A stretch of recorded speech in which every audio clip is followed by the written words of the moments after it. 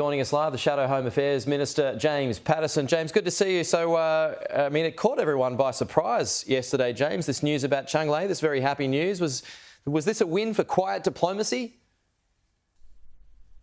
Good morning, Pete. Look, it's a wonderful thing for Chang Lei, for her family, for Australia, and I congratulate everyone involved, the government, our DFAT officials, her supporters in the community, including Nick Coyle, her partner, Annalise Nielsen, your Sky News colleague, who are absolutely tireless in their advocacy for her, and it is a really terrific thing that she's now home. We think that she was unjustly detained. We think she was mistreated while she was detained. We don't think there's any evidence that she has done anything wrong that justified this. But it's good that she's home now, and I think the key is the other Australians who continue to be arbitrarily detained, particularly Yang Hengjun, who's been detained for even longer than Chang Lei has, and about whom we have very serious concerns about his health and well-being. He should be released too. He should be sent home too. Well, is this positive news for him that China's willing to bend on this? We can only hope so, Pete. I don't have any specific information that indicates that, but we can only hope so. Yang Hengjun, like Chang Lei, is an Australian citizen. Like Chang Lei, there's no evidence he's done anything wrong. And like Chang Lei, we believe he has been arbitrarily detained and mistreated, and he should be released too.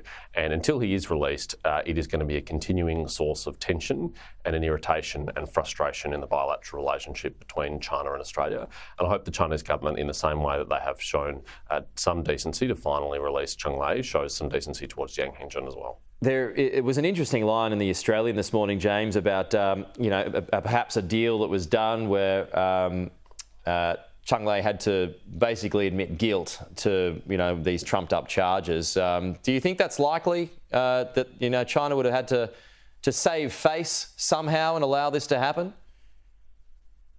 I'm going to be cautious about speculating about that without being briefed on the details, but I did think it was interesting that the Prime Minister said after the completion of judicial processes. That's a very polite way of referring what happens in the Chinese legal system. Okay. James, wait there. I just want to inform our viewers on this breaking news. We've got live pictures coming into our newsroom now. The Al Jazeera News Network is broadcasting this vision, reporting that Hamas claims to have released an Israeli woman and her 2 children who had been taken hostages as well. Hard to know exactly what we're looking at here, folks, but this is the angle that's being broadcast by Al Jazeera at the moment. Possibly that's them. I'm not saying with any certainty at this stage anyway, but James, while you're there, if this turns out to be true, what does this say about Hamas? Well, it says nothing about Hamas at all, except that they've made a tactical decision to release some of the more than 150 hostages that they have taken. It's a good thing for those people and their families, but it does nothing for the hundreds of innocent civilians that were murdered in cold blood by the Hamas terrorists, including, we know, dozens of children who were murdered in cold blood, including women and elderly people as well. Hamas is a reprehensible terrorist organisation, and if they've made a tactical decision to release some hostages, I guess that's a good thing, but we should not change our view in any way, shape or form who they really are. Just on these repatriation flights now, James, British Airways has had to turn back overnight. KLM, as Trudy was just reporting, they won't proceed. They've rescinded their offer from the Dutch government. Should Qantas be doing the same, or would it be better for a military aircraft to go into Tel Aviv? I'm not briefed on the latest intelligence on this, Pete. What I would say is that if it is not safe for commercial airlines to do this, I really hope that the government has contingency plans in place. It's very important that the more than 10,000 Australians who are in Israel who may wish to come home now are able to do so, and they're able to do so quickly, because unfortunately we all expect the security environment to deteriorate and potentially quite quickly.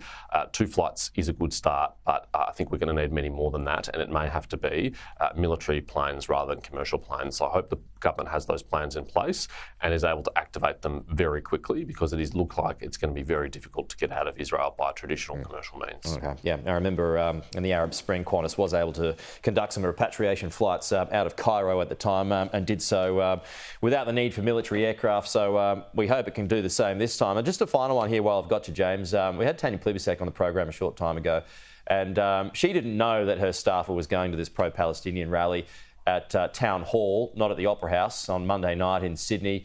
The staffer has apologised, but despite the Prime Minister saying people shouldn't go to these protests, what do you make of that? I want to try to be fair about this, Pete. This is a young person who has made a mistake, and I hope that we can take Tanya Plibersek at her word that he is genuinely remorseful and will never do it again. And to Tanya's credit, frankly, she's been a lot stronger in condemning the rallies and condemning Hamas than some of her own cabinet colleagues like Chris Bowen and Tony Burke, who in my judgment have been very weak on this issue. But having said that, it is a shocking error of judgment to go to a rally as a Labor Party staffer when your own Prime Minister has said that rally should not go ahead. And you do have to wonder how someone like that, with that level of judgment, gets hired in an office of a minister like that. I mean, this was a rally that was to celebrate Hamas's attacks on Israeli civilians, and no decent person should have shown up to it. James Patterson, thanks for your time as always. We'll talk to you soon.